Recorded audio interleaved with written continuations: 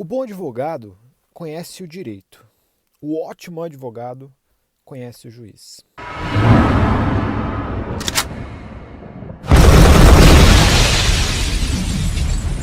Bom dia, boa tarde, boa noite, boa madrugada para você que está me assistindo. Meu nome é Marlon Ricardo, eu sou advogado, criminalista e professor de direito penal e eu estou aqui para falar com vocês sobre essa frasezinha que você já deve ter ouvido em algum lugar.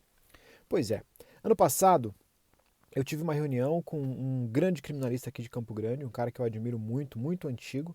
Ele me deu um livro e nesse livro ele colocou uma dedicatória com essa frase: o bom advogado conhece o direito, o ótimo advogado conhece o juiz.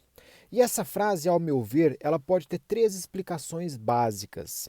Então eu vou falar para vocês essas três explicações básicas, da pior, que ao meu ver é a pior, até a que eu concordo plenamente. Então vamos começar.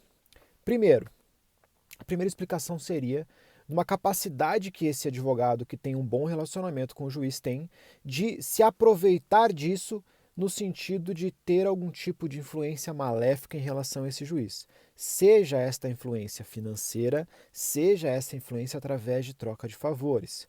Infelizmente, isso ainda é uma realidade quando a gente fala de Brasil. Porém, tem reduzido muito. Essa juizada nova aí que tem saído, que tem entrado, eles têm um senso ético muito superior ao que nós tínhamos antigamente. Então, infelizmente ainda existe, porém está reduzindo muito. Esse é o primeiro significado da palavra, o mais maléfico, ao meu ver. O segundo não é tão ruim assim, mas algumas pessoas podem não gostar muito dele. O network, enquanto você é advogado, ele é fundamental para você ter um bom relacionamento com a sua clientela, uma boa clientela e um bom relacionamento com todo mundo.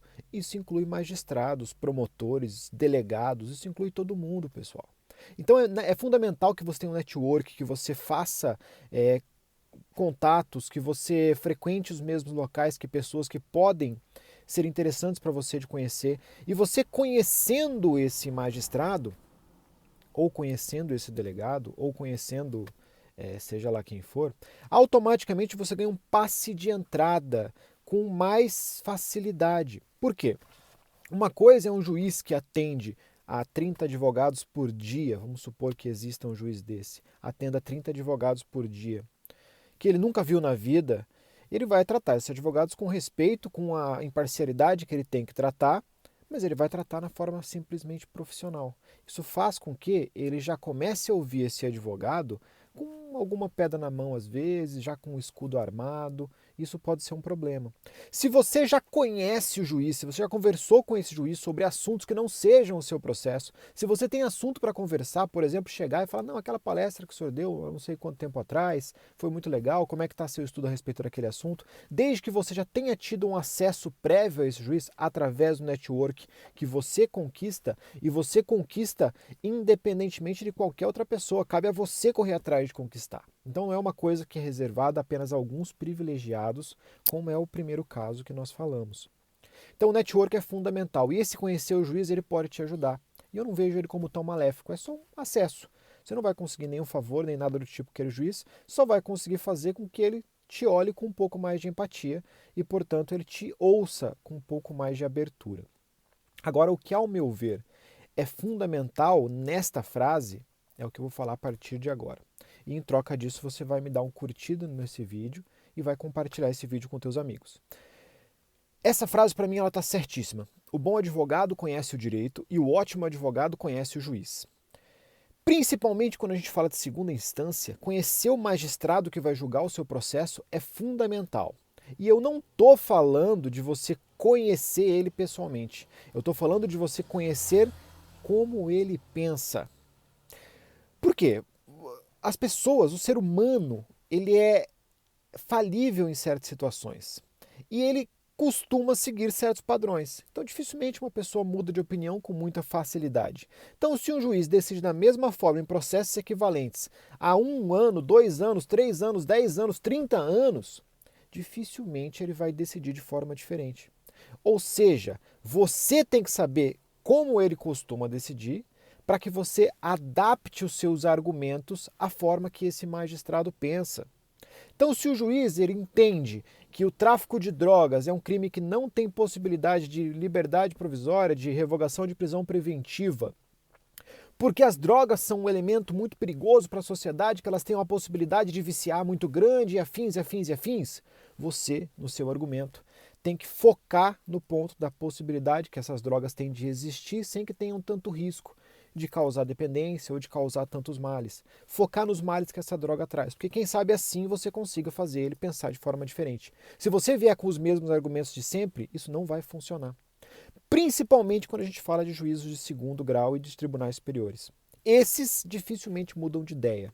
Então, hoje em dia, pessoal, é muito fácil. Antigamente, quando eu queria fazer isso, eu tinha que pegar processos físicos e mais processos físicos e ficar conversando na vara para tentar encontrar outras decisões desse magistrado a respeito de um caso específico. Isso dava um baita trabalho. Hoje em dia é muito mais fácil com o processo digital. Você, com poucos cliques, você consegue encontrar outras decisões de um magistrado, ou de um desembargador, ou de um ministro, por exemplo.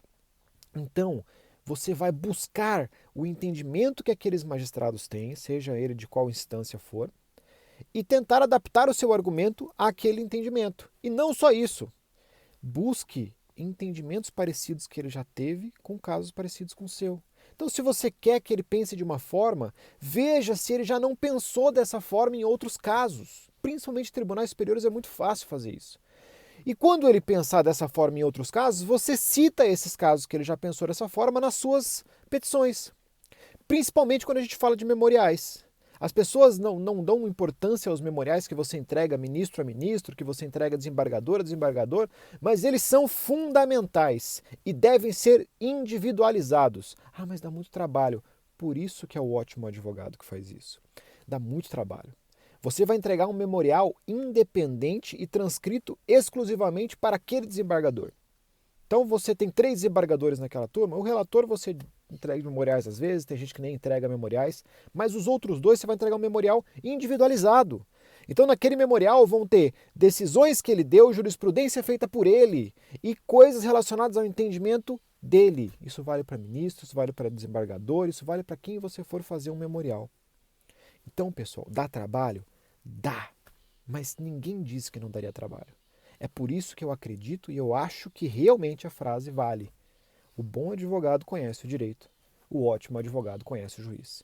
Muito obrigado por ter assistido esse vídeo até aqui e até a próxima.